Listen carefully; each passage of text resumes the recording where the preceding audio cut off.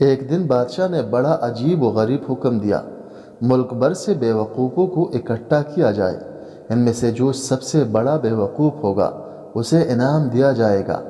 انعام کے لالچ میں سینکڑوں بیوقوف دربار میں اکٹھے ہو گئے۔ بادشاہ نے ان میں بیوقوفی کے مختلف مقابلے کروائے۔ فائنل راؤنڈ میں جو شخص جیتا اسے بیوقوفوں کا چیمپئن قرار دیا گیا۔ بادشاہ نے قیمتی ہیرے جواہرات کا شاہی ہار اپنے گلے سے اتار کر اسے انعام میں دیا۔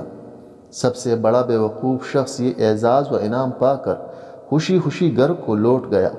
کچھ عرصے بعد بادشاہ شدید بیمار ہو کر بستر سے لگ گیا۔ اس کی بیماری کا سن کر سب سے بڑا بیوقوف بھی ملنے کے خیال سے آیا۔ بادشاہ بیڈ ریسٹ پر تھا، لیکن اس شخص کو بادشاہ سے ملاقات کی خصوصی اجازت دے دی گئی۔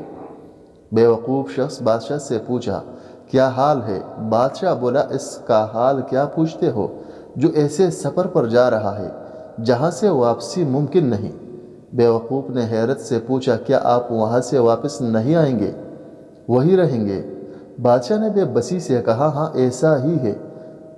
بیوقوف نے سوال کیا، پھر تو آپ وہاں؟ بادشاہ چیخ کر مار کر رونے لگا۔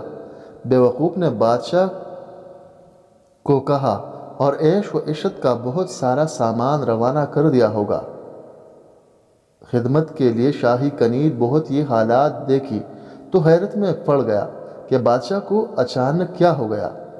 نہیں، میں نے وہاں کچھ نہیں بھیجا، بادشاہ نے بمشکل جواب دیا۔ بیوقوف شخص کہنے لگا، یہ کیسے ہو سکتا ہے؟ آپ تو بہت عقل مند اور سمجھدار ہیں، آپ نے کچھ نہ کچھ تو بھیجا ہوگا۔